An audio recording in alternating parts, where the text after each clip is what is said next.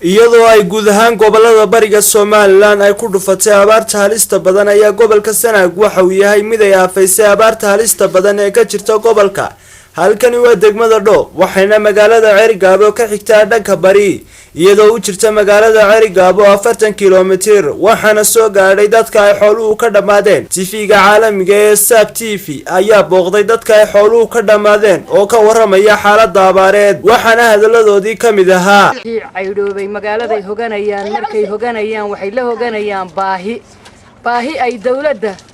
wax ka sugayaan wax ay nagaga baayso una biyo iyo baad hanala soo gaaro baanu ka codsanay hay'adaha dawladda calaa kulli xaal aad iyo aad baanu u dhibaataysanahay waxaanu ka codsanaynaa hay'adaha barakaysan iyo dawladda waxaanu ka codsanaynaa inay gargaar caalamiga siiyaan biyo iyo baad bali dadkani aad buu ugu soo ururay waxa soo guuray dadkii xooluhu ka dhamaadeen ee barakacayaasha ahaa iyo dadkii hadii lagu ku roon yahay wixii ay haysteen ka hayaameen oo bari iyo kala hayaameen iyo xeebaha ayaa maatadoodii la isugu soo ururiyay magaalada intaana wax ka socda abaaraha oo gudida abaaraha ah oo hadii lagu ku roon yahay dawladda midna ma nanaara waxaanu ka codsanaynaa dawladda iyo muslimiintaba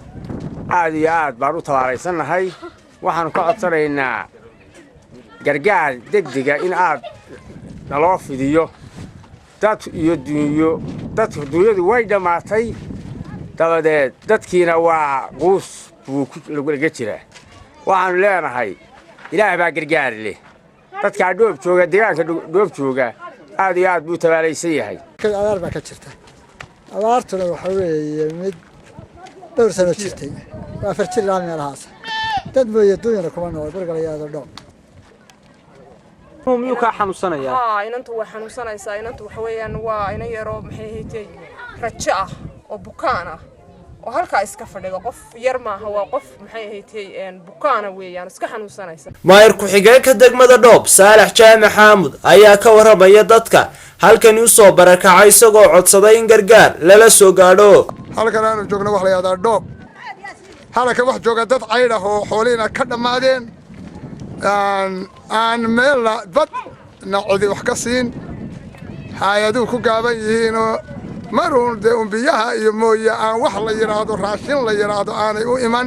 degmada Dhoob ayaa leh hal barkad taasi oo xilligan maran iyadoo aan ku filayn dadka soo guurtada ah ee maalin kasta soo gaaraya halkan iyagoo xukuumadda Soomaaliland ka codsaday in rig loo qodo biyana lala soo gaadho aduu hadda ma barkadaad ka timi barkadan ka ima hadeer haatiin kana sidee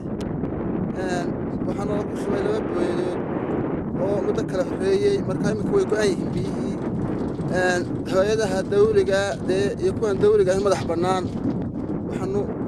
ka leenahay wardeynala soo gaarno gurmeenta gargaar gurmeed soo wada duubo dadka ayaa waxa isugu soo biyo shubanayaan in gargaar iyo biyo lala soo gaadho iyagoo xukuumadda Soomaaliland qurba joogta gudida gurmadka abaaraha ugu baaqay inay gargaar la soo gaadhaan xukuumadda Soomaaliland ayaa ka gaabisay gurmashada iyo gargaaridda deegaankan iyadoo aan wax gargaar ah ka soo gaadhin Saciid Muuse Faarax SABC TV deegaanka Dhoob bariga magaalada Cerigabo.